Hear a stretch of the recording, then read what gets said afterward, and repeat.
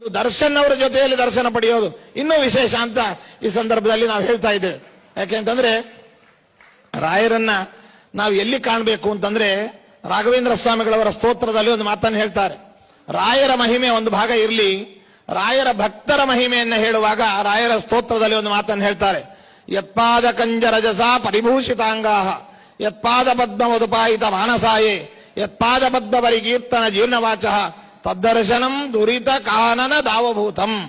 ರಾಯರ ದರ್ಶನದಿಂದ ನಮ್ಮೆಲ್ಲ ಪಾಪ ಪರಿಹಾರ ಆಗೋದಿರ್ಲಿ, ಅದಿದ್ದೇ ಇದೆ, ಅದರ ಬಗ್ಗೆ ನಾವು ಹೇಳಬೇಕಾಗಿಲ್ಲ. ರಾಯರ ಭಕ್ತರನ್ನು ನೋಡಿದರೆ ನಮ್ಮ ಎಲ್ಲ ಪಾಪಗಳು ಪರಿಹಾರವಾಗತ್ತಂತೆ.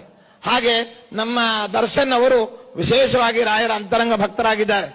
ಇಲ್ಲಿ ನೆರೆದಂತಹ ಎಲ್ಲ ಭಕ್ತರು ದರ್ಶನ್ ಅವರ ಮೂಲಕವಾಗಿ ರಾಯರ ದರ್ಶನವನ್ನು ಪಡಿತಾ ಇದ್ದೀರಾ. ಆದ್ದರಿಂದ ನಿಮಗೆ ರಾಯರ ವಿಶೇಷವಾದ ಅನುಗ್ರಹ ಎಂಬುದನ್ನ ಪ್ರತ್ಯೇಕ, ಅದು ದರ್ಶನ್ ಅವರ ಜೊತೆಯಲ್ಲಿ ದರ್ಶನ ಪಡೆಯೋದು ಇನ್ನೂ ವಿಶೇಷ ಅಂತ ಈ ಸಂದರ್ಭದಲ್ಲಿ ನಾವು ಹೇಳ್ತಾ ಇದ್ದೇವೆ. ಯಾಕೆಂತಂದ್ರೆ ರಾಯರನ್ನ ನಾವು ಎಲ್ಲಿ ಕಾಣಬೇಕು ಅಂತಂದ್ರೆ ರಾಘವೇಂದ್ರ ಸ್ವಾಮಿಗಳವರ ಸ್ತೋತ್ರದಲ್ಲಿ ಒಂದು ಮಾತನ್ನು ಹೇಳ್ತಾರೆ. ರಾಯರ ಮಹಿಮೆ ಒಂದು ಭಾಗ ಇರಲಿ, ರಾಯರ ಭಕ್ತರ ಮಹಿಮೆಯನ್ನ ಹೇಳುವಾಗ ರಾಯರ ಸ್ತೋತ್ರದಲ್ಲಿ ಒಂದು ಮಾತನ್ನು ಹೇಳ್ತಾರೆ. ಯತ್ಪಾದ ಕಂಜರಜಸ ಪರಿಭೂಷಿತಾಂಗಾಹ ಯತ್ಪಾದ ಪದ್ಮ ಮಧುಪಾಯಿತ ಮಾನಸಾಯೇ ಯತ್ಪಾದ ಪದ್ಮ ಪರಿಕೀರ್ತನ ಜೀರ್ಣವಾಚ ತದ್ದರ್ಶನಂ ದುರಿತ ಕಾನನ ದಾವಭೂತಂ.